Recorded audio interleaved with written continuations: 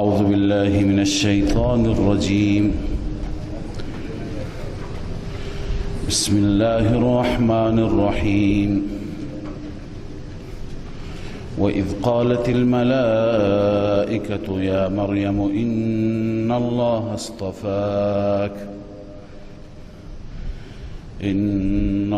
اصطفاك وطهرك واصطفاك على نساء العالمين.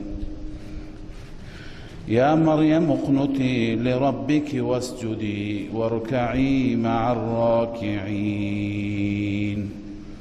صدق الله العظيم. اللهم صل على سيدنا وشفينا وحبيبنا ومولانا محمد وعلى آله وصحبه. در آیات گذشته در رابطه با ولادت سیده مریم رضی الله تعالی عنها و علیها الصلاة والسلام ما خواندیم که چگونه مادرش نیت کرد که او را وقف مسجد الاقصی و عبادت خدای عزوجل بگرداند تا اینکه دختر متولد شد و وقفش کرد و بعد جریان زکریا علیه السلام که چگونه در خانه مریم و در عبادت خانه و عبادتگاه مریم میوه‌های بدون فصل میدید و زکریا به فکر دعا و خواستن برای خودش شد. در ادامه این بحث الله تعالی صفات و فضائل مریم را بیان می‌فرماید که از این صفات نفی الوهیت هم ثابت میشه. از این صفات ضمن این که ثابت میشه که مریم علیه السلام زن فاضله‌ای هست، زن با فضیلتی هست و برتری دارد بر بسیاری از زنهای عالمین. علاوه از این الله تعالی مریم را دستور میده که خدا را سجده کند، برای خدا رکوع کند، برای خدا عبادت کند. پس کسی که خودش عابد باشد، عابده باشد، او نمیتواند معبود قرار بگیرد. کسی که خود سجده میکند، ساجد و ساجده هست، او نمیتواند مسجود قرار بگیرد. پس این صفات ضمن این که مریم علیه السلام را تعریف می کند، نفی الوهیت و نفی معبودیت از مریم نیز دارد. الله می فرماید و اذ قالت الملائکة یا مریم، زمانی که ملائکه گفتند ای مریم ان الله اصطفاک و طهرک و اصطفاک علی نساء العالمین، پروردگار تو را برگزیده و طهرک و پاک قرار داده و اصطفاک علی نساء العالمین، و بر زنان عالم، اما عالم زمان خود مریم، عالمی زمانها بنویسید، بر زنان عالمین زمان خود مریم تو را برگزیده، تو را گلچین و منتخب کرده. ببینید کسی که خدای تعالی به او جایگاهی بده، فضیلتی عنایت بفرماید، برتری بده، می طلبد که اون شکر خدا را و سجده خدا را به جا بیاورد. در مقابل این همه الطاف و احسانات رب العالمین مریم علیه السلام چه باید بکند؟ یا مریم اقنتی لربک واسجدی وارکعی مع الراکعین. ای مریم تابع پروردگارت باش، سجده کن خدایت را، واسجدی ای واسجدی لربک، وارکعی مع الراکعین، با رکوع کنندگان رکوع کن.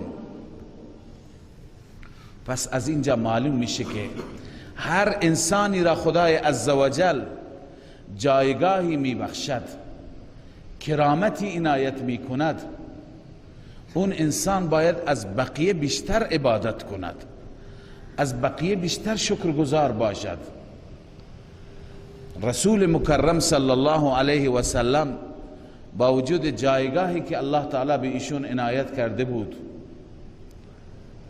شب و روز مشغول طاعت و بندگی بود. شبها تا وقتی از شب تا پاسی از شب در قیام بود، به قدری که پاهای مبارک ورم کرد.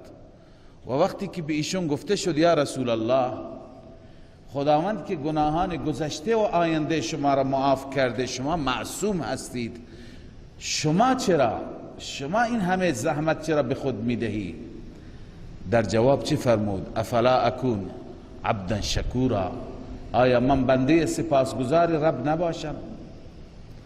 مطلب اینه که هرچه جایگاه، فضیلت، عظمت بیشتر، سپاسگزاری و شکرگزاری نیست بیشتر. پس ببینید در مقابل این نعمتها به مریم علیه السلام گفته میشه یا مریم اقنتی لربک واسجدی وارکعی مع الراکعین. ای مریم تابع پروردگارت باش، سجده کننده باش، رکوع کننده باش. پس ضمن اینکه وظیفه مریم و فضیلت مریم و برتری مریم ثابت شد، اینم ثابت شد که مریم خدا نیست، بنده خداست، مسجود نیست، ساجد است، معبود نیست، عابده هست، باید عبادت گزار باشه. خب ادامه دارد جریان مریم علیه السلام، اما در میان، در وسط یه جمله معترضه‌ای هست برای صداقت رسول مکرم صلی الله علیه و سلم. ذلك من انباء الغیب نوحیه الیک. الله می فرماید این از اخبار غیب هست که ما به سوی شما وحی می کنیم. رسول الله صلی الله علیه و سلم از طریق وحی در قالب کلام الله مجید داره برای امت از پیدایش مریم و دعای زکریا و پیدایش یحیی و سجده و عبادت مریم تعریف میکنه. خب یک پیغمبر امی، یک پیغمبر به مکتب نرفته، این همه را از کجا میداند؟ آیا بغیر از وحی، بغیر از اینکه فرشته پیشش میآید، بغیر از اینکه با عالم بالا رابطه دارد، دلیلی دیگه میتونه باشه؟ الله تعالی در وسط این جمله را برای صداقت رسول الله و برای اینکه به حق پیامبر خدا و فرستاده خداست بیان میفرماید. اما الله تعالی میفرماید و ما کنت لدیهم اذ یلقون اقلامهم. ای پیامبر من، ای محبوب من، شما اونجا نبودید زمانی که اونها قلمهایشون را میانداختند. اشاره به جریانی دارد که برای حضانت و برای نگهداری مریم علیه السلام و رضی الله تعالی عنها با هم رقابت داشتند، مجاورین مسجد الاقصی. اصلش این بود که پدر مریم که عمران بود، یکی از انسانهای بسیار صالح، عابد، نیک، که وقتی که از دنیا رفت همه مردم در فراق او دل می سوختند و با ایشون محبت خاصی داشتند. وقتی که مریم متولد شد و این زمان پدرش نبود و قرار بود که مریم را بسپارند به مسجد الاقصی و مریم به عنوان مجاور و مجاوره آنجا باشد، اینجا برای هر کسی افتخار این بود که او مسئولیت و سرپرستی مریم نوزاد را به عهده داشته باشد. به دلیل اینکه محبتی که با پدرش داشتند، میخواستند که این خدمت را در حق اون پدر مرحوم داشته باشند. مجاوران با هم اختلاف کردند. هر یکی میگفت که این حق مال من است. دلایلی برای خودشون ذکر میکردند.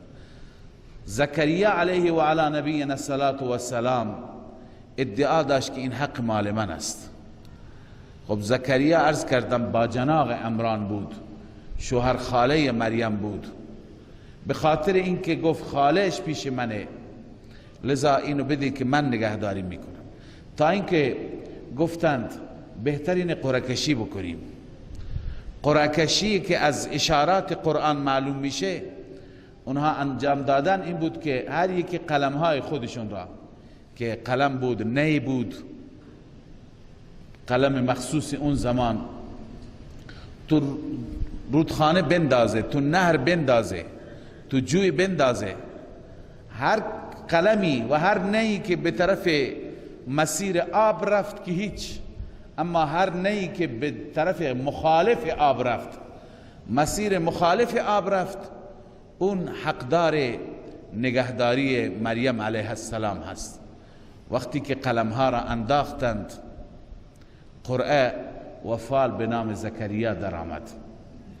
خب زکریا سرپرستی و حضانت را به دست گرفت. الان قرآن کریم این جزئیه را و این داستان را به عنوان حجت و به عنوان دلیل ذکر می کند. مگه شما اونجا بودید ای پیامبر من؟ آیا شما اونجا حضور داشتید؟ شما نداشتید حضور. با وجودی که حضور نداشتید، داری برای این مردم تعریف میکنی. در کدام تاریخ است؟ در کدام مکتب این درس تدریس میشه؟ کسی خبر نداشت ازش. پس پیامبری که وقتی که چنین دقیق جزئیات را بیان میکند، این دلیل چی هست؟ دلیل حجت است برای صداقتش، برای راستگوییش، برای اینکه از طرف خدای عزوجل برایش وحی می آید. توجه داشته باشید. ذالک من انباء الغیب نوحیه الیک، این از اخبار غیب هست که ما به سوی شما وحی میکنیم ای رسول مکرم. و ما کنت لدیهم اذ یلقون اقلامهم ایهم یکفل مریم، نبودید پیش اونها، شما اونجا تشریف نداشتید. اذ یلقون اقلامهم، زمانی که آنها می انداختن قلمها و نیهایشان را، ایهم یکفل مریم، کدام یک از آنها کفالت مریم را به عهده بگیرد. و ما کنت لدیهم اذ یختصمون، و نبودی شما نزد اونها وقتی که آنها با هم بحث می کردند. قبل از قرعه کشی، قبل از اینکه قرعه آغاز بشه، اونها با هم درگیر بودند، بحث می کردند، جدل می کردند. یکی می گفت حق منه، اون دیگری می گفت حق منه. یکی دلائل خودش را ذکر می کرد، دیگری دلائل خودش را ذکر می کرد. علی ای حال، این جمله معترضه برای صداقت حبیب هست. حال ادامه داستان. بعد از این که ما ذکر مریم را خواندیم که ملائکه آمدند، معلوم میشه که با مریم علیه السلام ملائکه ارتباط داشتند. غذا هم ملائکه می آوردند، میوه هم ملائکه می آوردند و دستورات پروردگار را هم ملائکه بهش می دادند. یا مریم اقنتی لربک واسجدی وارکعی. اما شاید ملائکه که می آمدند نامرئی بودند، دیده نمی شدند. چون که اینجا وقتی که ملائکه می آید به شکل ملک می آید، به شکل انسان می آید. برای مریم عجیب است. ما در سوره مریم می خوانیم که مریم احساس وحشت می کند، میگه انی اعوذ بالرحمن منک ان کنت تقیا، من پناه به خدا میبرم اگر تو انسان با تقوایی هستی، از من دور شو که نامحرمی.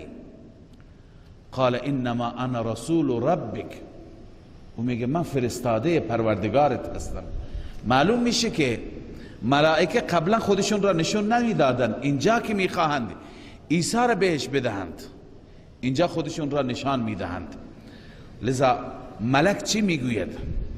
اذ قالت الملائکة یا مریم، زمانی که ملائکه گفتند یا مریم ان الله یبشرک بکلمت من، ای مریم همانا الله مژده میده شما را بکلمت من، بکلمه ای که از جانب الله است، کلمه ای که از جانب الله است. صبح واجه تسمیه را عرض کردم، کلمه به این خاطر میگن چون با کلمه کن بناست به وجود بیاد.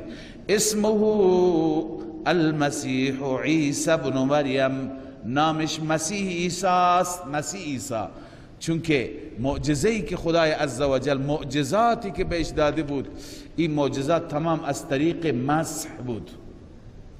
مسح میکرد، مرده را زنده میشد، مسح میکرد، اکمه را بینا میشد، ابرص را خوب میشد.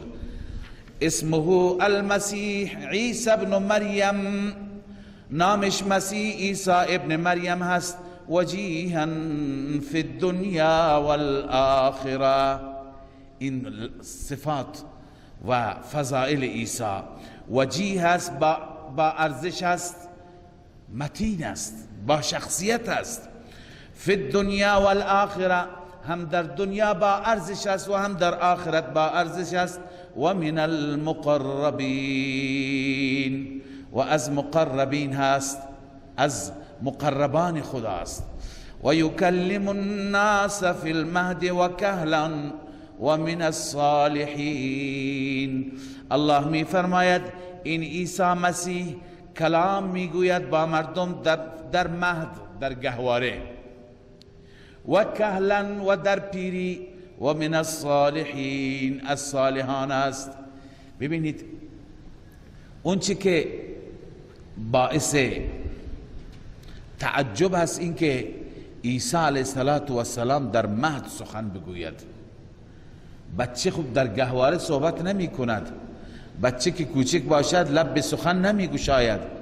این که در مهد و در گهواره صحبت می کند، این دلیل حقانیت و معجزه او است. اما فرموده و کهلا، در پیری هم صحبت می کند. در پیری صحبت کردن چه کمالی هست؟ پیرمردهای ما هم صحبت می کنند. این چه معجزه ای هست، این چه کرامتی هست.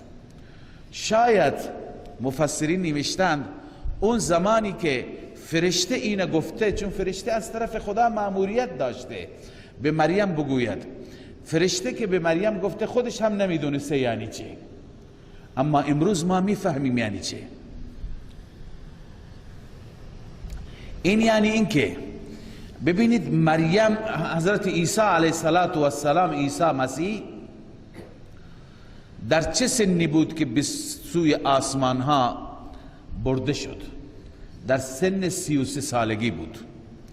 تمام مفسرین تقریبا نوشتند در سن 33 سالگی بود. 33 ساله پیر هست؟ نیست. 33 سالگی عین جوانی هست، قوت جوانی هست. کهولت بعد از 40 سالگی را میگویند، یعنی تا 40 سال انسان جوانه، بعد از 40 سال کم کم این جوانی گفته نمیشه، شباب گفته نمیشه، پیری گفته میشه. به طرف پیری و به طرف کهنسالی انسان میره.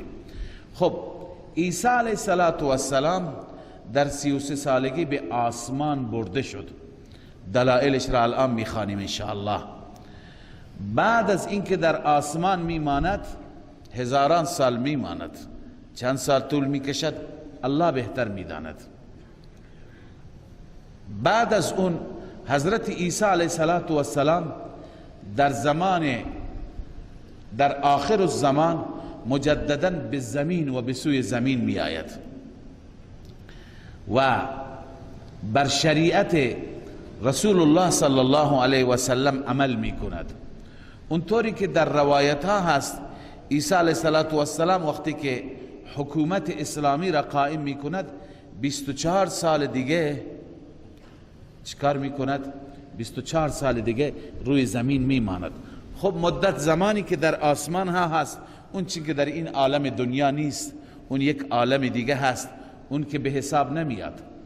33 سال و 24 سال چقدر میشه؟ میشه 57 سال. پس عیسی علیه السلام 57 ساله میشه که از دنیا میره و کهلا اشاره به این هست که عیسی دوباره میاد به زمین، پیر میشه. عیسی دوباره، یعنی زندگیش اون زندگی جوانی نیست. پس و کهلا اشاره به این نکته مهم است. دقت بفرمایید که امام رازی، امام فخر رازی، علامه آلوسی این نکته را نوشتن و علی ما ذکر فی سن الکهوله، اون چی که درباره عیسی نوشتند که در سن کهوله صحبت می کند، یراد بتکلیمه کهلا تکلیمه لهم كذلك بعد نزوله من السماء. مراد از کلام کردن عیسی به پیری این است که عیسی علیه السلام کلام می کند بعد از اینکه مجددا از آسمان برگردد، نزول کند و بلوغه ذلك السن، و به اون سن پیری میرسد. بناء علی ما ذهب الیه، این استدلال و این استنباط را که میگوییم این بنا بر گفته حضرت سعید ابن مسیب هست، زید ابن اسلم هست و غیرهما، و اونها هم از یک حدیث استنباط کردند که انه علیه السلام از این که عیسی علیه السلام رفع الی السماء، به آسمان برده شد و هو ابن 33 سنه، 33 ساله بود، و انه سینزل الی الارض، به زمین دوباره نزول میکند و یبقى حیا فیها 24 سنه، 24 سال دیگه در زمین زندگی میکند. خب این میشه 57 سال کما رواه ابن جریر بسند صحیح. خب پس عیسی علیه السلام در پیری هم کلام میکند و من الصالحین، از صالحین خواهد بود. عیسی علیه السلام از صالحین، بار بار عرض کردم که صالحین در میان انبیا خودش یک درجه جداگانه هست. بعد یک استنباط دیگری از اینجا امام رازی کرده که استنباط بسیار جالب و استنباط توحیدی هست. اون استنباط اینه که خدای عزوجل گفته عیسی در طفولیت هم صحبت می کند، در پیری هم صحبت می کند. خب در وسط طفولیت و پیری چی می ماند؟ جوانی. در جوانی هم صحبت می کند. پس عیسی علیه السلام موجودی هست، مخلوقی هست، انسانی هست که مثل بقیه انسانها احوال مختلف در او می آید، تغییر در او می آید. یک زمانی بچه‌ای هست، بعد بزرگتر میشه، جوان و نوجوان میشه، بعد پیر میشه. خب این کسی که همه احوال می آید از صبا تا کهولت، این نمیتونه اله باشد. اله و معبود اون است که هیچ تغییری توش نمیاد، همیشه به یک حال است. لذا امام رازی میگه المراد منه بیان قوله متقلبا فی الاحوال، مراد این است که در تمام احوال تغییر میپذیرد. من الصبا الی الکهوله، و از کوچکی به تا کهولت، و التغیر علی الاله تعالی محال، و این که کسی که اله باشد و تغییر بیاید ممکن نیست. پس مراد این آیه و این بخش این است که بر علیه نصارای نجران استنباط بشه که عیسی اله نبود، عیسی بشر بود، یه روزی بچه هست، یه روزی دیگه جوان است، یه روزی دیگه پیر است. خب این صفات بشر هستند، این تغییرات در بشر می آیند. خب وقتی که فرشته به مریم گفت که خدا بهت فرزندی میده، مریم چی گفت؟ قالت رب انا یکون لی ولد ولم یمسسنی بشر. اینم اعتراض نیست، سوال از تعیین کیفیت است. کیفیتش به چه صورته؟ من که بشری نزدیکم نیامده، من با انسانی نزدیک نبودم، با نامحرمی دست بهم نخورده، چگونه بچه؟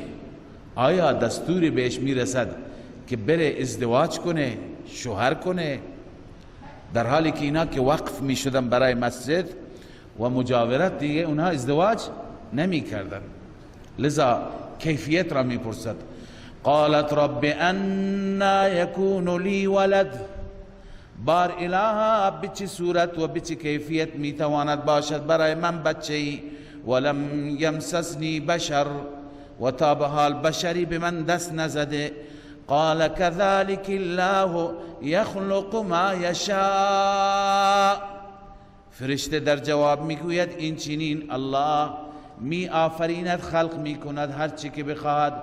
اذا قضى امرا فانما يقول له كن فيكون، هرگاه الله امری را اراده بکند، امری را فیصله بکند، فقط بهش میگه کن، با کلمه کن دستور میده به ایجاد، فیکون اون خود به خود چی میشه؟ ایجاد میشه. و رسولا الی بنی اسرائیل انی قد جئتکم، اون نه تنها این که بچه متولد میشه، بلکه خدا او را به عنوان برای بنی اسرائیل به عنوان پیامبر میفرسته. و رسولا یجعله، عاملش محذوفه مقدره، و یجعله رسولا، خدا او را رسول قرار میده به سوی بنی اسرائیل. قال كذلك و یعلمه الكتاب والحکمة والتوراة والانجیل، الله عز وجل به این عیسی مسیح کتاب تعلیم میدهد. منظور از کتاب چیه؟ قرآن است. و یعلمه الکتاب والحکمه، این دلیل دیگر بر نزول عیسی علیه السلام. عیسی علیه السلام بر نزولش علاوه از این که ما احادیث متواتری داریم که انکار این احادیث برای ایمان انسان خطر دارد، اما از نه اشارات قرآن بلکه صراحت قرآن هم معلوم میشه. اینجا اشاره هست اما در آیات بعدی صراحت است. و یعلمه الکتاب والحکمه، خداوند به او کتاب و حکمت آموزش میده. کتاب قرآن و حکمت سنت، تشریح کتاب. و التورات والانجیل، و همچنین بهش تورات و انجیل خدا یاد میده، هم کتاب خودش را، هم کتاب موسی را، و هم قرآنی که بر محمد صلی الله علیه و سلم نازل میشه. پس اگر عیسی علیه السلام مجددا بر نمیگردد که بسیاری از مجددین انکار میکنند، بسیاری از اهل تجدد و غرب زدگان و متأثر از مستشرقین انکار میکنند، میگویند که عیسی علیه السلام در قرآن صریح نیست. صریح هم هست، پس چرا به عیسی علیه السلام گفته شده که هم تورات یاد دارد هم قرآن که در زمان عیسی نبود، پس در زمان عیسی خواهد بود. و یعلمه الکتاب والحکمة والتوراة والانجیل، الله به او کتاب، حکمت، تورات، انجیل یاد میده. و رسولا، و قرار میده او را رسول به سوی بنی اسرائیل، او را به عنوان یک رسول بنی اسرائیل میفرستد با این مضمون که با این گونه وعظ کند: انی قد جئتکم بآیت من ربکم، ای بنی اسرائیل من پیش شما آمدم با آیه از جانب پروردگارتان. بآیت من ربکم، آیه معجزه هست. معجزه عیسی علیه السلام اینه که انی اخلق لکم، از اینجا معجزات شروع میشه. ببینید در این بیان معجزات، ضمن این که معجزات عیسی علیه السلام هست، پاسخی برای مسیحیان نجران هم هست. اونها میگفتن اگر عیسی الوهیت نداشت، جایگاه خدایی نداشت، چگونه نابینا را بینا میکرد، برس را تندرست میکرد، مرده را زنده میکرد؟ همه اینها در آخرشون به اذن الله مشخص میکند یعنی چه.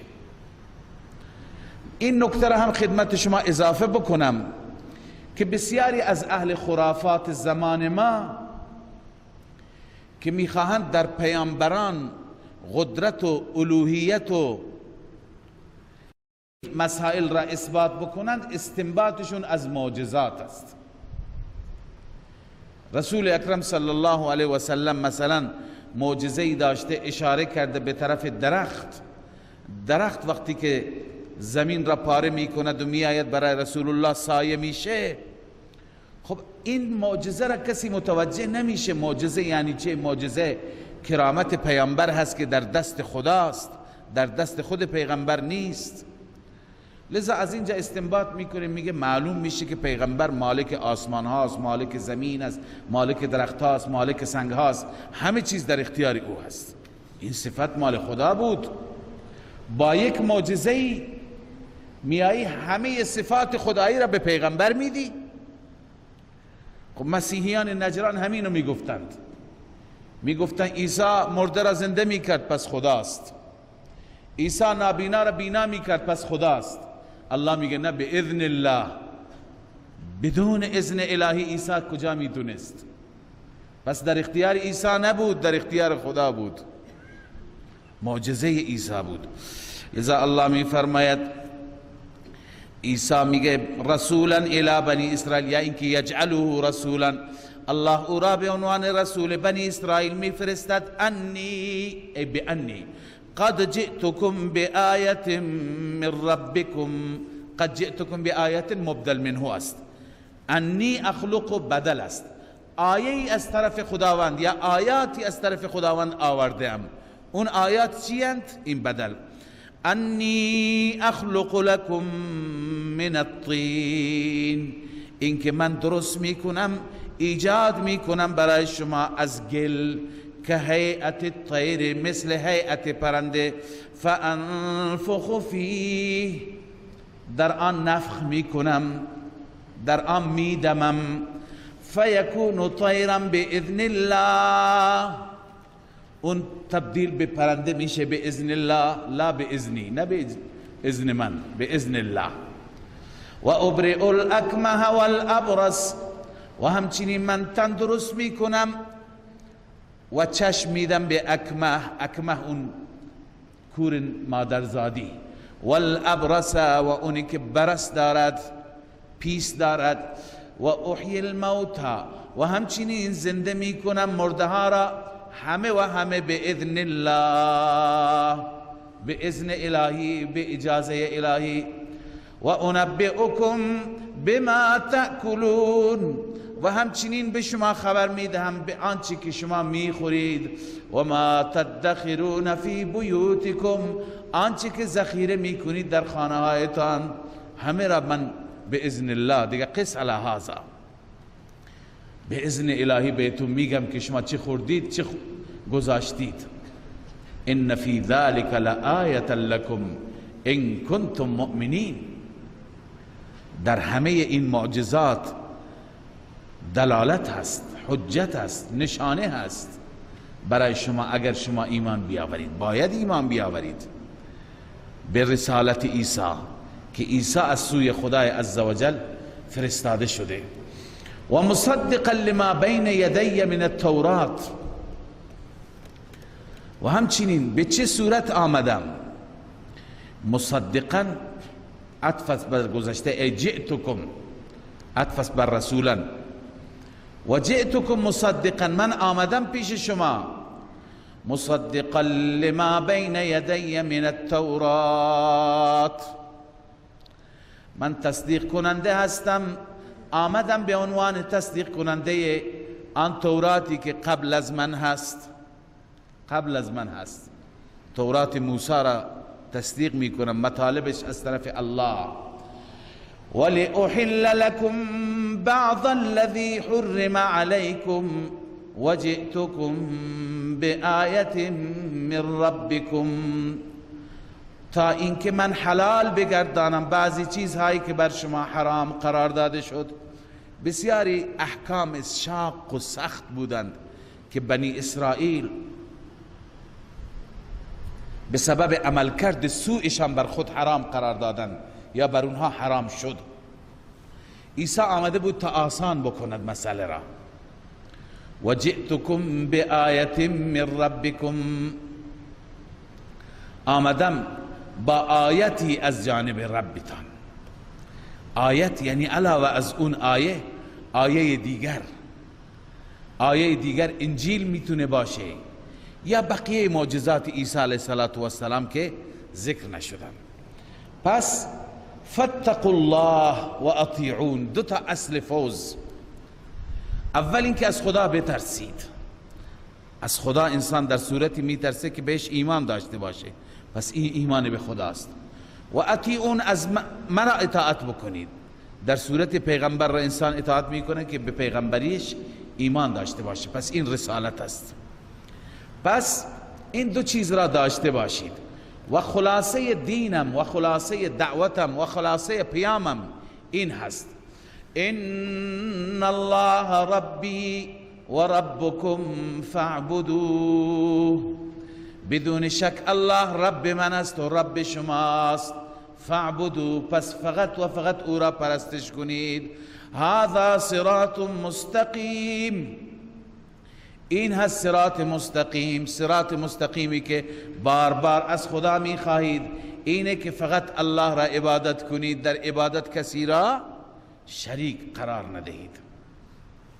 خب پس این هست حقیقت عیسی، این جایگاه عیسی که جایگاهش جایگاه الوهیت نیست، جایگاهش عبدیت است. ان الله ربی و ربکم فاعبدوه.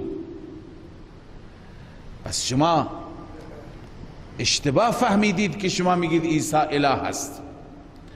اما در ادامه بحث الله میفرماید عیسی وقتی که با این معجزات آمد، این قوم ناسپاس کفر کردند و نه تنها کفر کردند بلکه به سوی عیسی علیه السلام تعرض کردند. فلما احس عیسی منهم الكفر، زمانی که عیسی از آنها احساس کرد کفر را، قال من انصاری الی الله، گفت کی هست یاور من الی الله، ای ذاهبا الی الله، که در حال پیش خدا برود که یار من باشد، یاور من باشد، ناصر دین خدا باشد. قال الحواریون نحن انصار الله، حواریون گفتن ما انصار الهی هستیم، انصار دین خدا هستیم. حواری من قبلا خدمت شما عرض کردم که درباره حواریون اختلاف است.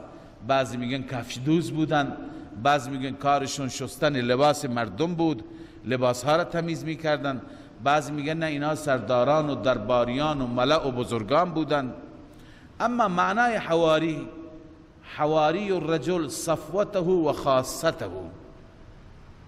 حضرت زبیر را رسول الله صلی الله علیه وسلم حواری خودش گفت، ضمن اینکه پسر عمه رسول الله بود، خاص از خاصان پیامبر بود، از انسانهایی که رابطه ویژه و خاص داشت.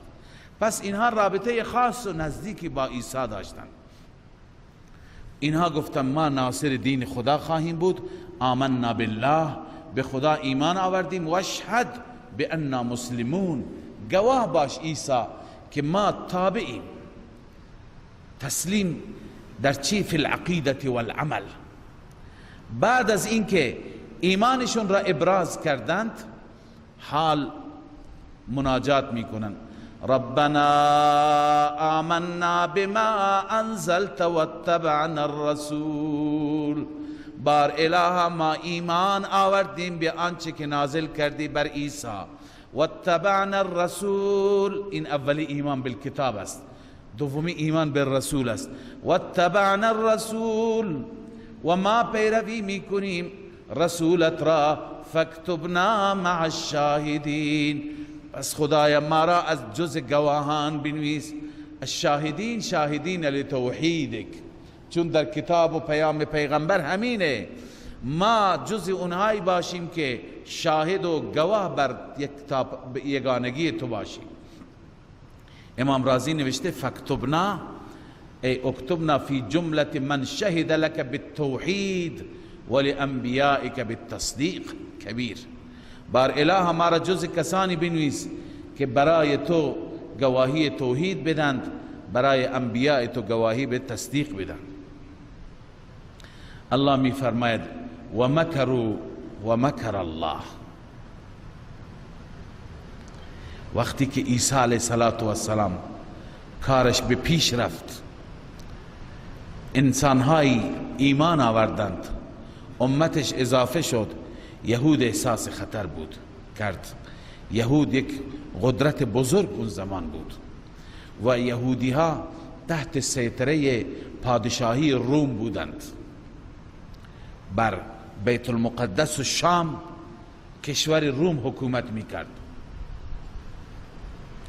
لذا از پادشاه روم اجازه سربنیست کردن عیسی را گرفتند. حکم صادر شد، چون که پادشاه را قبولاندند که این عیسی در ملک تو اخلال می کند، اخلالگری می کند و اغتشاش می کند، حرکاتی داره، افرادی را به سوی خود دعوت می دهد، اختلاف درست می کند، روز به روز به پیش میره.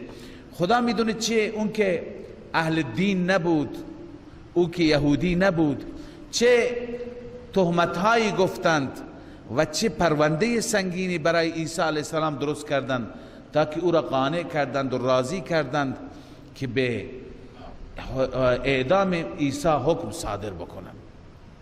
حکم صادر شد.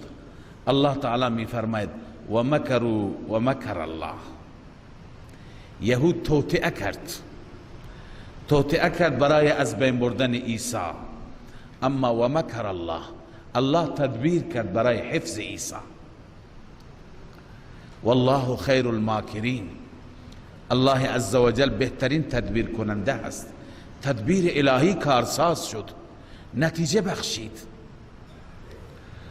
به هر حال اون چه که در تفسیرها هست، قرآن مجید هم اشاره کرده و ما قتلوه و ما صلبوه ولكن شبه لهم.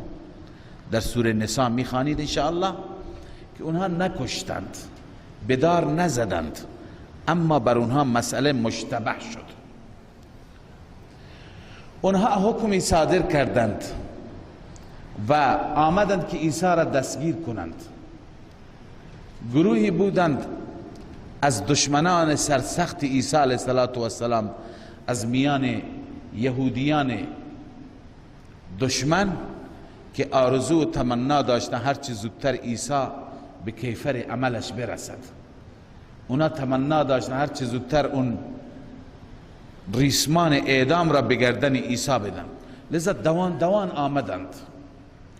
آمدند و به زعم خودشون عیسی را دستگیر کنند. عیسی در محل زندگیش بود. اونجا وقتی که آمدند، عیسی علیه السلام هم از طریق یارانش خبردار شد که لشکر داره میاد، در محاصره هستن، داره دستگیر میشه. عیسی علیه السلام به طرف الله متوجه شد. الله عزوجل عیسی را تسلی داد که من تو را به سوی خودم میبرم، نگران نباش. به محض اینکه آمدند، عیسی علیه السلام توسط جبرائیل امین رفع شد، به بالا برده شد و اولین کسی که وارد شد از دشمنان سرسخت عیسی علیه السلام به شکل عیسی قرار گرفت. از سر به بالا مثل عیسی بود و از گردن به پایین مثل عیسی نبود. اونها در همین هیاهو و در همین شورش شلوغی او را عیسی پنداشتند، فوراً دستگیرش کردند. هر چه داد و فریاد زد که من نیستم، کی بود که حرف گوش بکنه؟ اون بردن پای دار و فوراً اعدامش کردند. بعد از اینکه اعدامش کردند، اینا موندند که چی شد، حقیقت چیه؟ دیدن که این از بعد از گردن فلانیه، فلانی کجاست؟ او پیدا نیست. عیسی کجاست؟ مشخص نیست. این بود که برای اونها مسئله چی شد؟ مشتبه شد. قرآن میگه ولکن شبه لهم، مشتبه شد. اونا هم نفهمیدن چی شد، مسیحیان هم ندونستن چی شد. اما مسیحیان همینقدر اعتقاد دارن، امروز هم اعتقاد دارن، معتقدن که عیسی علیه السلام اعدام شد. عکس صلیب دیگه بیانگر همین است. نماد عیسی، نماد اعدام عیسی صلیب. میگویند که عیسی اعدام شد، بعد از اعدام خداوند به طرف آسمان ها برد او را. رافعک، لابد تو انجیل نوشته بود که عیسی را خدا به آسمان ها میبره. اونا وقتی که دیدند که شکل عیسی اعدام شد، دیگه این نظر را قائم کردند، اون چی که با چشم دیده بودند که عیسی اعدام شد اما به آسمان ها بعداً برده شد. اونا هم اعتقاد دارن عیسی در آسمان ها است.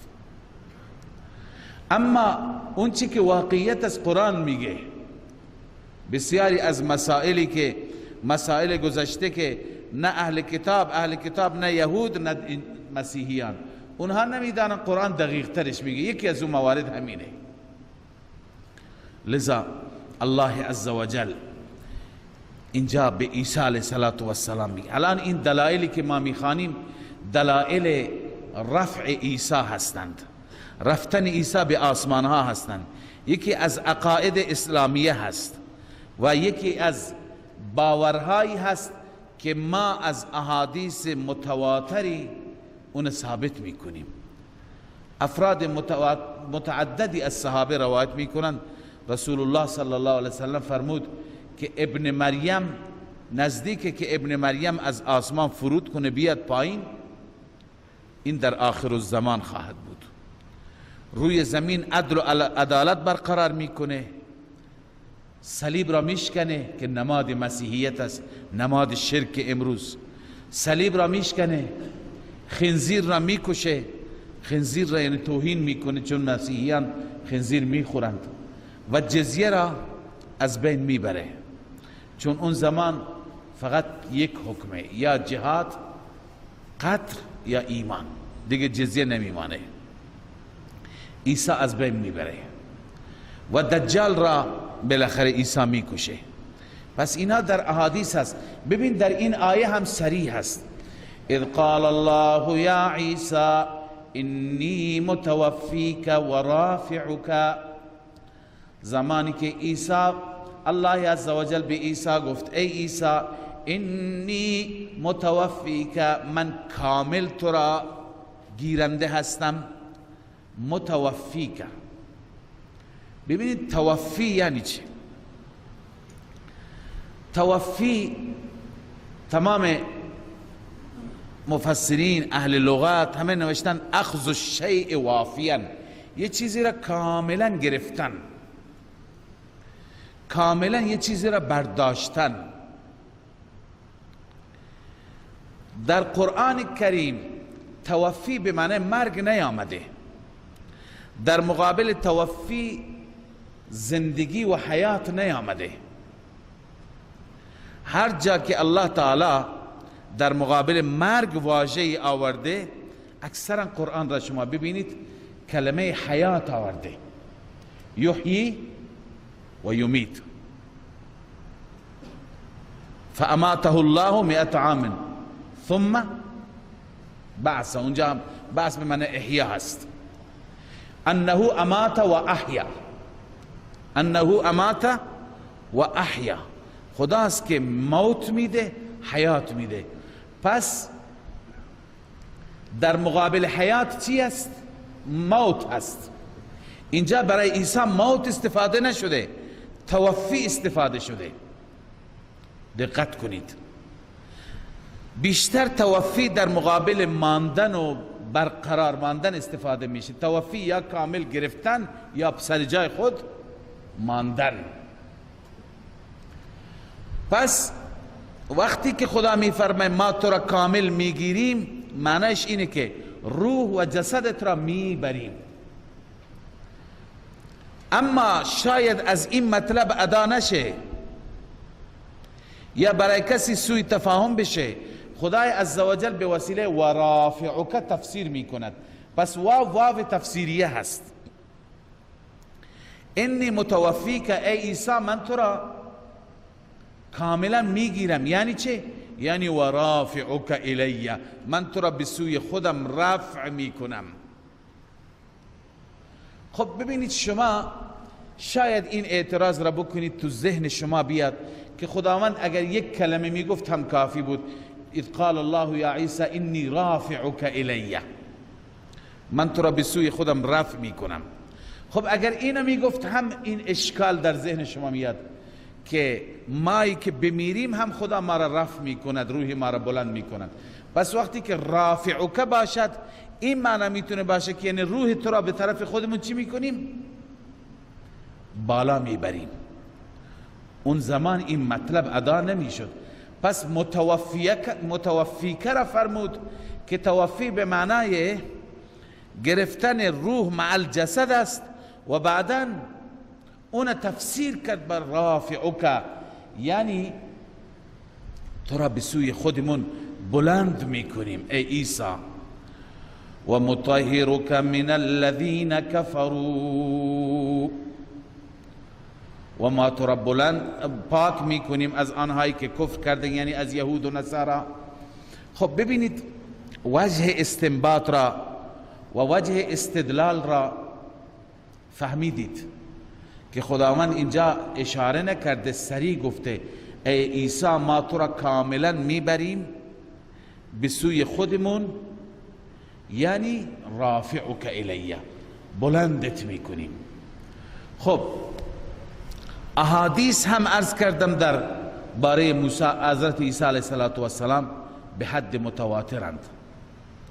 امام ابن جریر روایت های را جمع کرده. قال ابو جعفر و اولا هذه الاقوال بالصحة عندنا. امام ابن جریر میگه که بهترین اقوال از نظر صحت نزد ما اینه قول من قال معنی ذالک، معنی این آیه اینه انی قابضک من الارض، ای عیسی من تو را از زمین قبض میکنم، میگیرم و میبرم، و رافعک الی، به سوی خودم رفع میکنم. چرا اینجور تفسیر میکنید؟ لتواتر الاخبار عن رسول الله صلی الله علیه وسلم، چون اخبار از رسول الله متواتر است که رسول الله فرمود انه قال ینزل عیسی ابن مریم، عیسی ابن مریم به زمین فرود میاد نزدیک آخر الزمان، فیقتل الدجال ثم یمکث فی الارض، دجال رو میکشد و سپس سالها در زمین میماند. ابن جریر. حدیث مرفوعی که در بخاری داریم اینه که والذی نفسی بیده لیوشکن ان ینزل فیکم ابن مریم، قسم به اون ذاتی که جانم در قبضه قدرت اوست، نزدیک اون زمان که ابن مریم در میان شما نزول کند، فرود بیاید. حکما عدلا، به عنوان یک انسان حاکم و عادل، فیکسر الصلیب و یقتل الخنزیر و یضع الجزیه، صلیب را میشکنه، خنزیر را میکشه و جزیه را برمیدارد. خب بعضی ها یک روایتی از ابن عباس رضی الله تعالی عنهما روایت کردن، اون هم یاد کنم که ابن عباس گفته انی متوفیک، یعنی انی ممیتک، ای عیسی ما تو را موت میدهیم.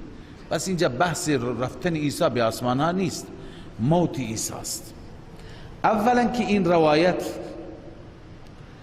روایت منقطع است، به ابن عباس با سند متصل نمیرسه. دوما ما از خود حضرت عبدالله ابن عباس داریم که ایشون معتقد است که عیسی علیه السلام رفع شده به سوی آسمان، و الصحیح ان الله تعالی رفعه الى السماء من غیر وفات ولا موت ولا نوم. خداوند عیسی را به آسمان برد بدون وفات و خواب، کما قال الحسن و ابن زید، حسن و ابن زید همینو گفتن، و هو اختیار الطبری، اختیار امام طبری هم همینه، و هو الصحیح عن ابن عباس و قاله الضحاک قرطبی، اختیار ابن عباس هم همینه. پس ببینید از خود ابن عباس روایت هست که چی؟ حضرت عیسی در آسمان هاست و خدا او را برده. اگر این روایت درست باشه، متوفی که به معنی ممیتوکه، اون وقت ما میگیم که خب واو برای ترتیب نیست، واو برای چی هست؟ جمع است. خبر داده از موت عیسی اما در آخر الزمان. اون وقت ترتیب اینطور میشه که ای عیسی ما رفع کننده هستیم تو را به سوی آسمان، اینی رافعک الی السما. اصل ترتیب اینطور است. و بعد دوباره به زمین میایی و در زمین زندگی میکنی و ممیتوکه، دوباره شما را چی میدیم؟ موت میدیم. یعنی صفت خدایی نداری که موت بر تو نیاد، موت هم میاد. علی ای حال از این آیات و از این احادیث مجموعاً این عقیده اجماعی اهل سنت والجماعت است که عیسی علیه السلام زنده به سوی آسمان ها رفع شدند و در پایان در آخر الزمان عیسی انشاءالله نزول می کند. ثم وجاعل الذين اتبعوك فوق الذين كفروا الى يوم القيامه. ای عیسی من قرار میدهم کسانی که تابع شما باشند، پیرو شما باشند، فوق الذين كفروا برتر و بالاتر بر اون کسانی که کفر کردند تا روز قیامت. ببینید متبعین واقعی عیسی که مسلمانان باشند و مسیحیان معتدل، اینها تا قیامت بر یهود برتری دارند. چه برتری دارند؟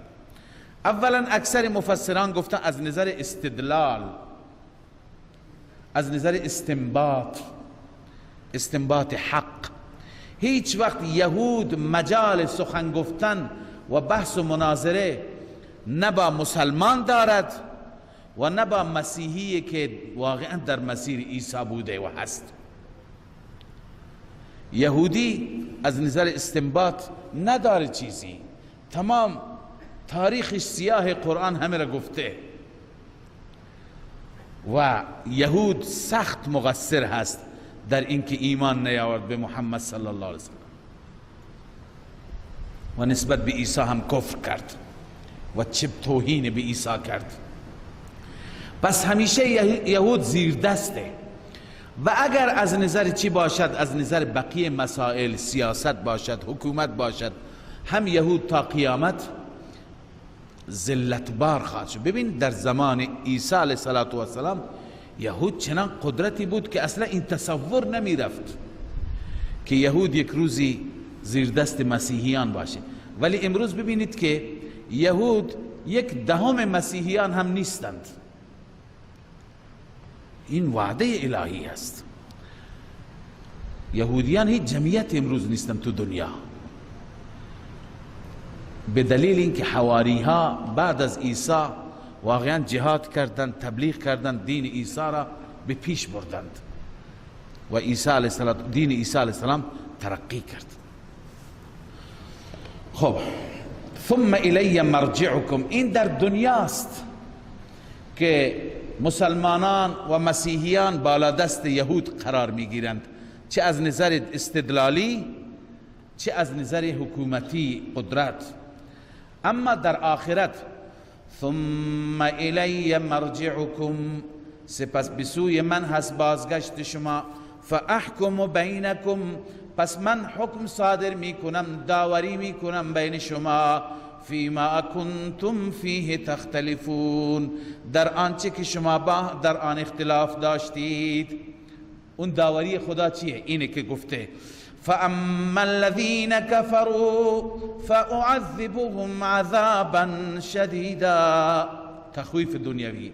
اما کسانی که کفر کردند الله می فرماید من آنها را عذاب میدم، عذاب شدید، فی الدنیا والآخره، در دنیا و آخرت، و ما لهم من ناصرین، برای آنها هیچ ناصری و هیچ مددگاری نیست، نفی شفاعت قهری. اما بشارت و اما الذین آمنوا و عملوا الصالحات، اما کسانی که ایمان آوردند و عمل صالح انجام دادند فیوفیهم اجورهم، الله آنها را کامل میده، مزدشان را، پاداششان را. والله لا يحب الظالمین. این علت است، الله دوست ندارد ظالمین را. الله ظلم نمی کنه، هر کس را پاداشش را به صورت کامل ذکر می فرماید. پس ببین این حقیقت عیسی بود که عیسی اینگونه متولد شد، با عیسی این مکر و نیرنگ و توطئه شد. ذلك نتلوه علیک من الآیات والذکر الحکیم.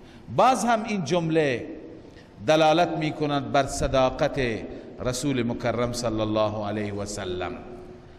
ذلك ای المذکور من نبأ عیسی، آنچه که از ذکر عیسی گذشت، نتلوه علیک، ما بر تو تلاوت میکنیم، اینا از آیات هستند و ذکر حکیم هستند. یعنی چه؟ یعنی اونطوری که آلوسی گفته ای الحجج الداله علی صدق نبوتک، اینا دلایلی هستند که دلالت میکنن بر صدق نبوت تو ای محمد صلی الله علیه و سلم. اذا علمتهم بما لا یعلمه، زمانی که شما اینها را به اونها بیاموزید، این مطالب را نمیداند الا قاری کتاب او معلم، این مطالب را کسی میتونه بیان بکنه که خواننده کتابی باشد یا آموزنده کتابی باشد، معلمی باشد. ولست بواحد منهم، شما نه معلمید نه خواننده.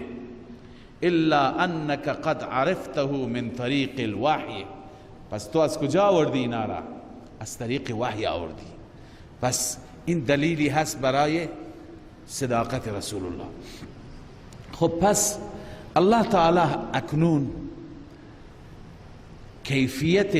کیفیت که بیان شد، مثال پیدایش عیسی را بیان می‌فرماید که عیسی که بدون پدر پیدا شده، این دلیل نمیشه که خدا باشد و اله باشد، معبود باشد. نمونهش حضرت آدم علیه السلام. آدم بدون پدر و مادر پیدا شد، الان آدم دیگه خدا میشه؟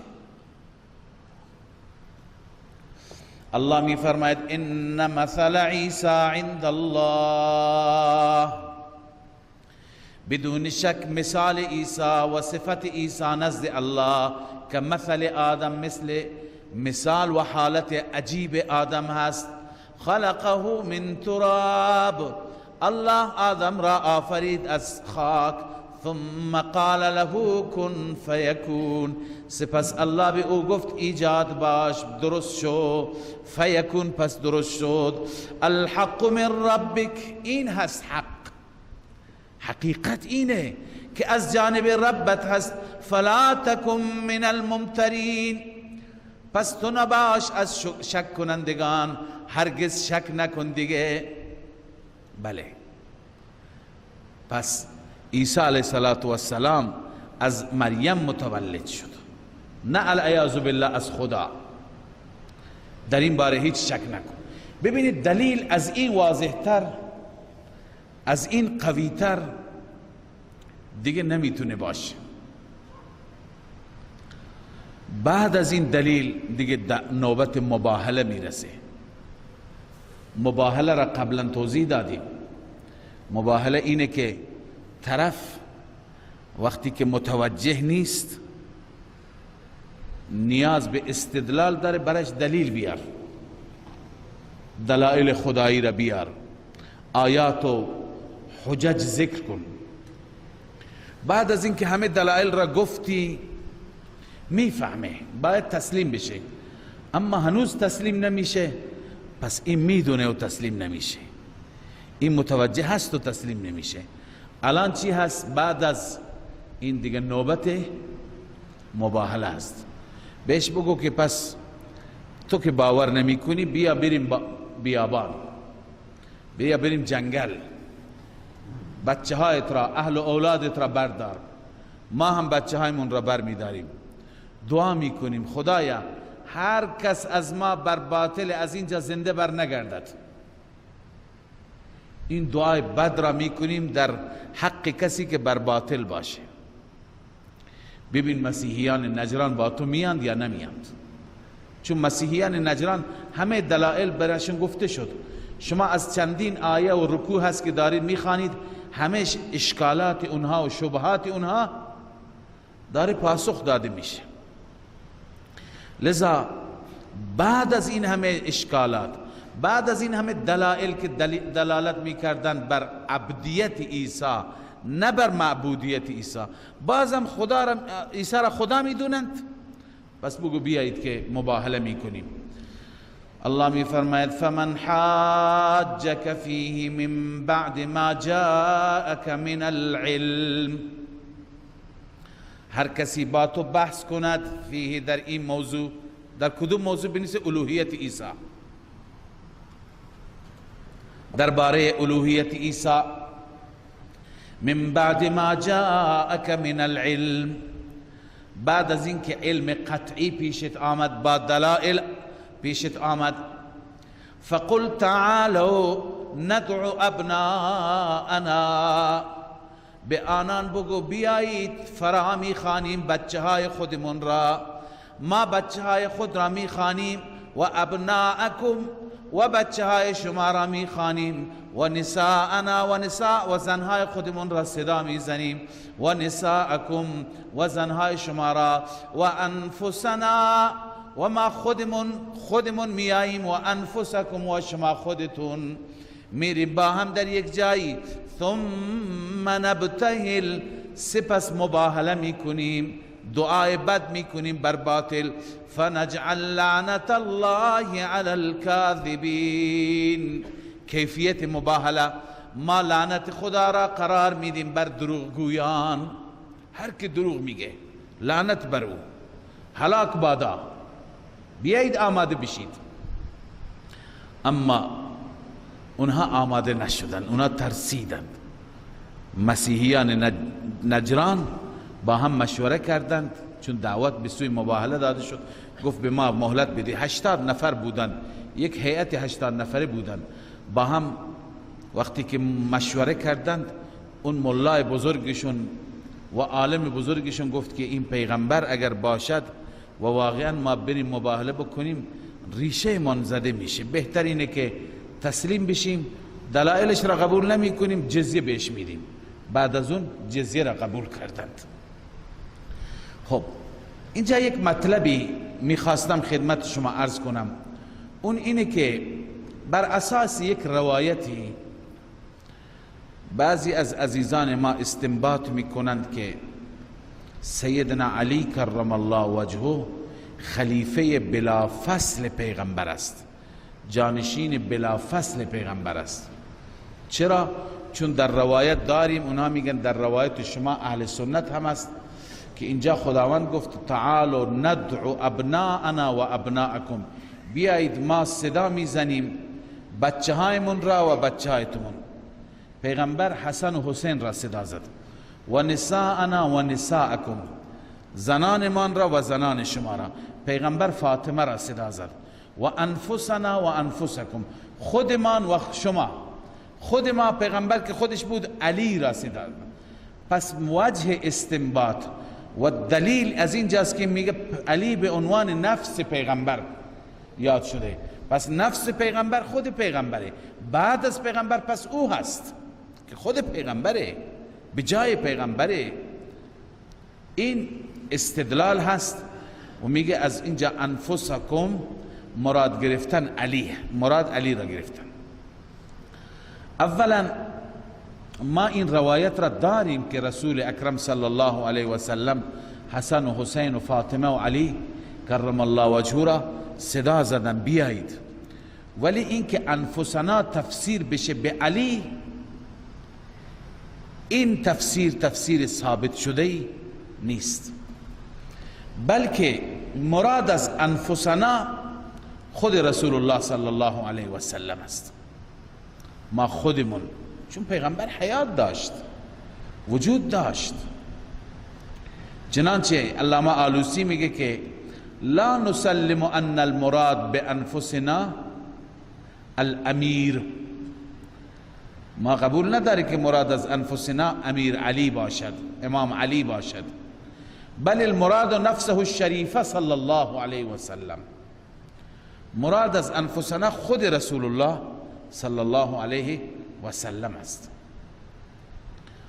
و چرا خود رسول الله است؟ چون که اولا اگر علی باشد، خب در زبان عربی به پسرمو هم نفس میگویند، عنا نفسه و علیا والعرب تسمى ابن عم الرجل نفس بانفسنا یا نفسه. دوم اینه که خدای عزوجل به دیگران نفس گفته. مثلا خدا میفرماد ولا تلمزوا انفسکم، خودتون را عیب نزنید و به لقبهای بد یاد نکنید، یا ولا تقتلوا انفسکم، خودتون را نکشید. خب انسان برای خودش نامی درست نمیکنه، برای خودش عیبی نمیچسبانه، به دیگری برادرت عزیزت که از اون سبب میشه که به تو هم بچسباند. و سوم سیدنا علی کرم الله وجهه را که اینجا خواستند و سیده فاطمه رضی الله عنها را با بچه ها، چون رسول الله فکر میکرد که مسیحیان نجران برای مباهله آماده میشند، وقتی که آماده بشند خانه علی و فاطمه فاصله داشت، اما بقیه ازواج مطهرات همه اینجا بودند، همسران پیغمبر در خانه های پیغمبر بودند، اصحاب دیگه بودند اینجا. اونها را که آن حضرت صلی الله علیه و سلم خواستند تا اینکه آماده بشن بیان تا وقتی خانه آن حضرت صلی الله علیه و سلم بشینن، پیشا پیش خواستند. و الا چطور میشه که ازواج را نبرد و دختر را ببرد؟ قرآن میگه که نساءنا و نساءکم، زنان ما اول زن است یا دختر است؟ اول زن است، نوبت رفتن پیش نیامد، و الا قطعا اول همسران رسول الله همراه می شدند. و بعد گذشته از آن یک روایت در منصور روایت کرده سیوطی در در منصور از امام جعفر صادق که ایشون از پدرش محمد باقر این روایت را آورده. اون چیه؟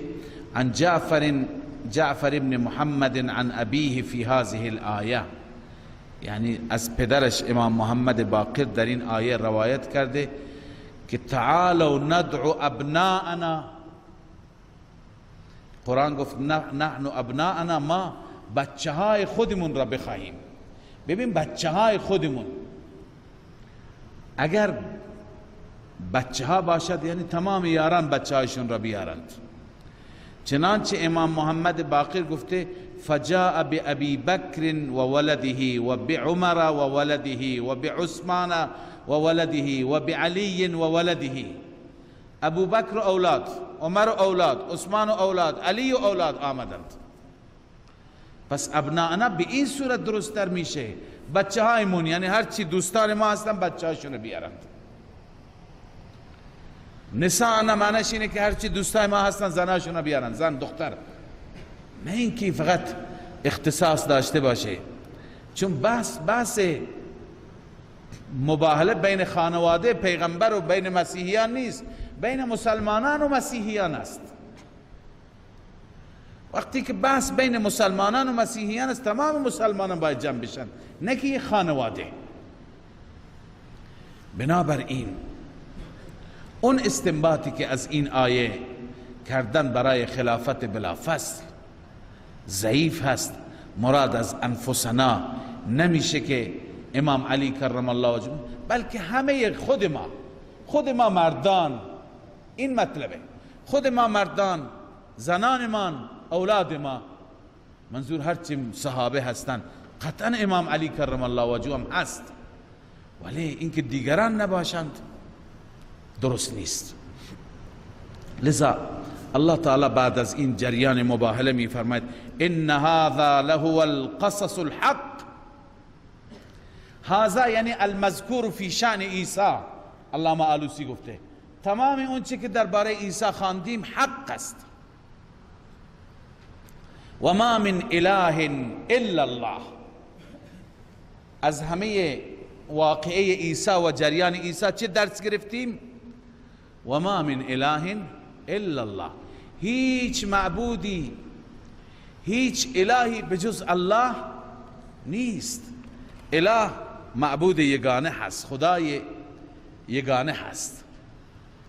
همین نتیجه داره. چون ثابت شد که عیسی عبد است نه معبود، بنده هست نه خدا. و ان الله لهو العزیز الحکیم.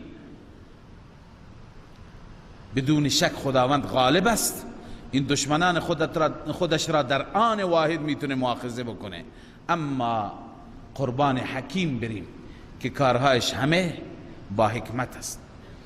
فَإِن تَوَلَّوْا فَإِنَّ اللَّهَ عَلِيمٌ بِالْمُفْسِدِينَ. الله می فرماید اگر آنها اعراض کنند، اگر روی گردانی کنند، بدون شک الله علیم هست، دانا هست نسبت به این مفسدان، یعنی آنها را الله به کیفر اعمالشان میرساند. خب ببینید تا اینجا بحث و استدلال بود در مقابل اهل کتاب. حال در این رکوع اهل کتاب را دعوت میده، بعد استدلال دیگه تمام شد. کسی اگر واقعا متوجه بشه از این دلایل متوجه میشه، اگر بخواد متوجه نشه دیگه روز روشن را بیاری هم متوجه نمیشه. الان دیگه بعد از استنباطات و بعد از استدلالات نوبت به چی هست؟ به دعوت هست. دعوت هم به سوی کلمه مشترک، کلمه مشترکی که در میان ما و شما هست ای اهل کتاب. اون چه که تعلیم کتاب های شما هم هست، تعلیم کتاب ما هم هست. اون دعوت مشترک چیه؟ که به جز الله هیچ کسی را معبود خود قرار ندهیم. عنایت.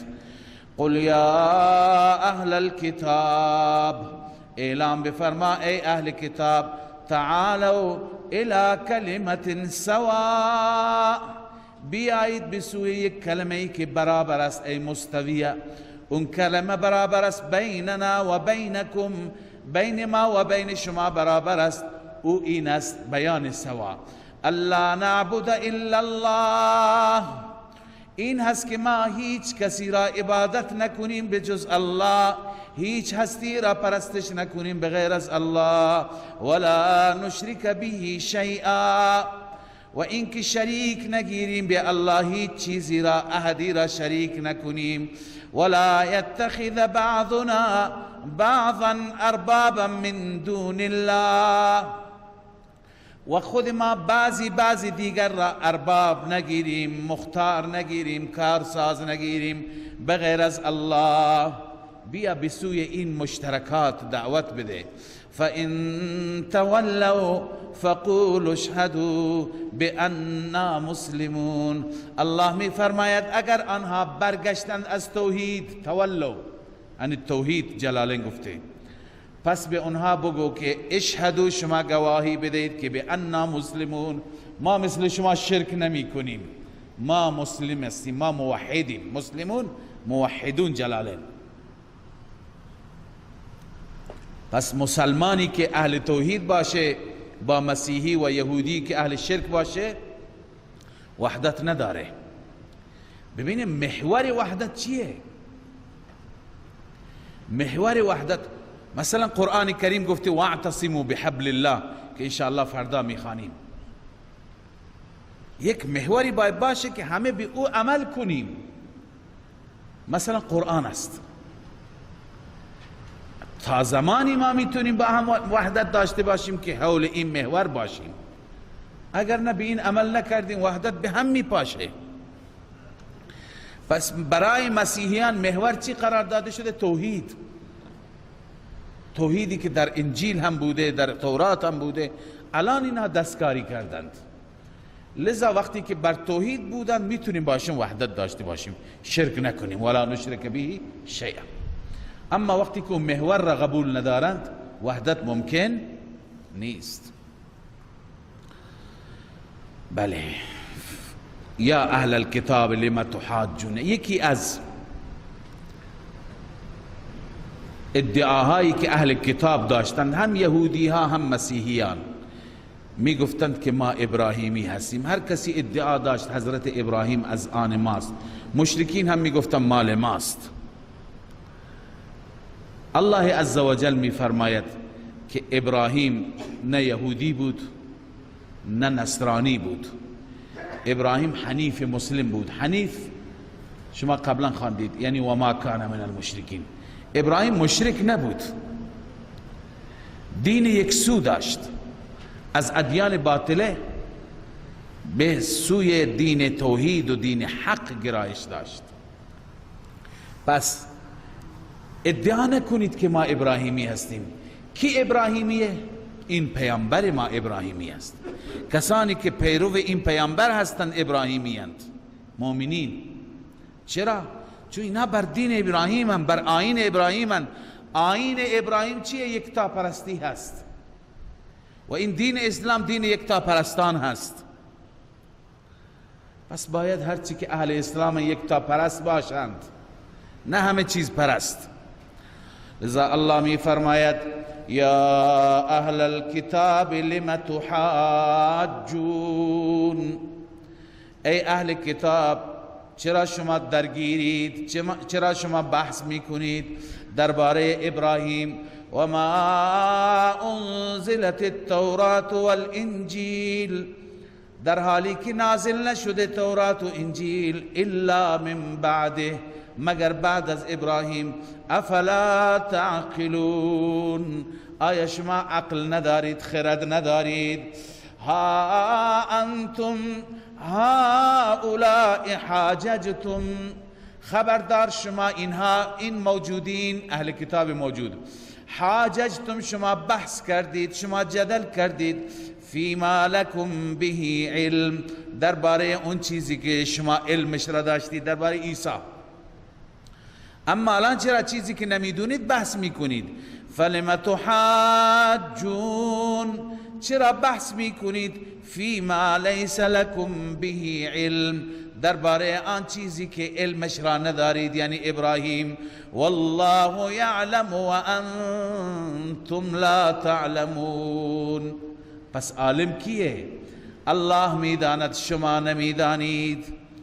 اون چی که الله میداند اینه: ما کان ابراهیم یهودیا ولا نصرانیا، ابراهیم نه یهودی بود نه نصرانی بود، ولكن کان حنیفا مسلما، اما ایشون حنیف بود، یعنی یکسو از ادیان باطله. مسلما موحدا، جلالین گفته ابراهیم یکتا پرست بود، موحد بود. و ما کان من المشرکین، این معنای حنیف و مسلم است، یعنی از مشرکان نبود، نه اعتقادا نه عملا. نه اعتقادا اعتقادی به شرک داشت، نه عملا شرک کرد. پس نزدیکترین مردمان به ابراهیم: ان اولی الناس بابراهیم للذین اتبعوا، همانا نزدیکترین مردم به ابراهیم البته کسانی هستند که اتبعوا، پیروی کردن ابراهیم را. و هذا النبی، و این نبی هست، این پیغمبر محمد صلی الله علیه و سلم.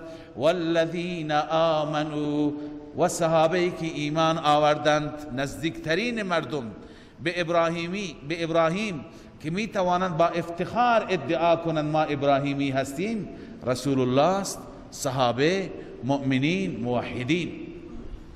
والله ولی المؤمنین، الله عزوجل هم ناصر این مؤمنان هست، ولی این مؤمنان هست و کمکشون میکند.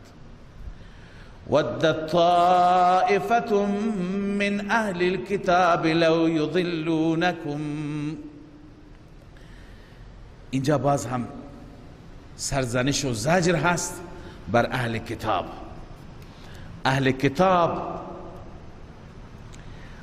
به جای اینکه ایمان بیاورند، سعی و تلاش داشتن برای اینکه مسلمانان را گمراه بکنند، از راه بیراه بکنند، به شرک آلوده بکنند، شبهات و شکوک ایجاد می کردند که مسلمان نسبت به اعتقاد و باور خودش یقینش سست بشه. الله می فرماید ود طائفة من اهل الكتاب، دوست دارد یک گروهی از اهل کتاب، لو یضلونکم، اینکه شما را گمراه کند، ای اضلالکم، دوست دارد گمراهی شما را، اما خداوند شما را گمراه نمی کند، اونا خودشون گمراه میشن.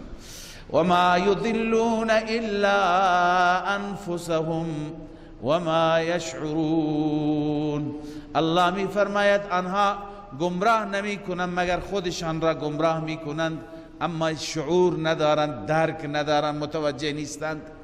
چرا؟ به اصرارهم علی الیهودیت و النصرانیه، اونا اصرار می کردن بیایید به سوی یهودیت، وقت می گفتن باید بر یهودیت بمانیم، اونم در زمان محمد صلی الله علیه وسلم، که در زمان محمد یهودیت منسوخ شده بود. خب الله عزوجل اکنون دو زجر و دو توبیخ اهل کتاب را برای اهل کتاب بیان می کند که شما چرا حق را می بینید و انکار می کنید، حق را می بینید و تلبیس می کنید. یا اهل الكتاب لم تکفرون بآیات الله، این مرض اول. ای اهل کتاب چرا شما کفر می کنی به آیات الهی؟ آیات الهی تورات و انجیل، همه چیز تورات و انجیل است. و انتم تشهدون، شما گواه هستی، شما هم میدونید، واقعیت را میدونید. لما تکفرون بما فی کتبکم، آلوسی گفته لما تکفرون بما فی کتبکم من ان الدین عند الله الاسلام، در کتابهای خودتون هم بود و هست که دین نزد الله اسلام است. و انتم تشاهدون ذلك، انتم تشهدون یعنی انتم تشاهدون ذلك، روح المانی، شما این را میدونید، شاهدم هستید. یا اهل الكتاب، این علامتی بر اضلال و گمراهی. یا اهل الكتاب لم تلبسون الحق بالباطل، چرا شما تلبیس میکنید، خلط میکنید حق را با باطل. و تکتمون الحق، و چرا کتمان میکنید حق را. و انتم تعلمون، شما میدانید، بازم شما واقعیت را میدونید. قبلا خدمت شما عرض کردم در سوره بقره هم که لما تلبسون الحق بالباطل و تکتمون الحق، اهل کتاب ملاها بعضی وقت کتمان میکردند، بعضی اوقات تلبیس میکردند. بستگی داشت که مراجعه کننده چه کسی باشد. اگر مراجعه کنندگان اون عوامی بودند که هیچ چیزی از کتاب سرشون نمیشد، الفی هم بلد نبودند، اونها وقتی که می آمدند می پرسیدند درباره رسول الله، درباره مطالب تورات، می گفتند، کتمان می کردند نسبت به اونها، می گفتند اصلا چنین چیزی تو تورات نیست. اما اگر کسانی سوال می کردند که مقدار اطلاعات داشتند، باسواد بودند، خب نوبت اونها که می رسید نمیتونستن انکار بکنند، اون وقت تلبیس میکردن، خلط مبحث میکردن، میگفتن بله چیزی آمده ولی اونجا شرطش اینه، ایشون این شرط را نداره، چنین هست چنان هست، و چیزهایی را خلط میکردن، خلط مبحث میکردن تا اینکه کسی متوجه نشه که اون نبی موعود این نبی هست. لذا الله عزوجل بر این هر دو کفرشان، هم کتمان و هم تلبیس، اونها را مورد سرزنش قرار داد. صدق الله العظیم.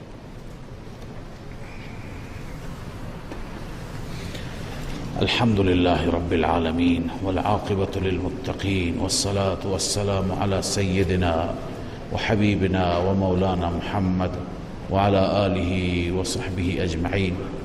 ربنا اغفر لنا ذنوبنا وإسرافنا في أمرنا وثبت أقدامنا وانصرنا على القوم الكافرين.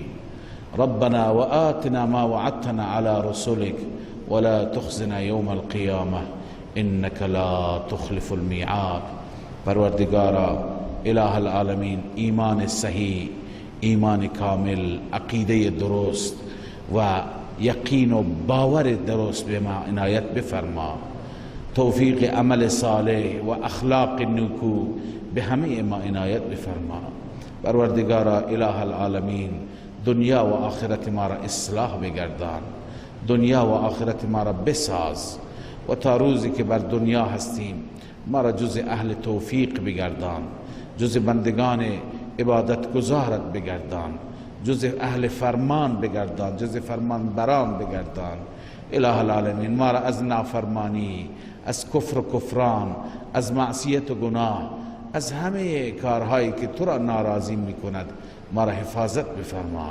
اله العالمین، خیر دنیا و آخرت به ما نصیب بفرما و از شر همه ما را حفاظت بفرما. ربنا تقبل منا انك انت السميع العليم وتب علينا انك انت التواب الرحيم برحمتك يا رحمن.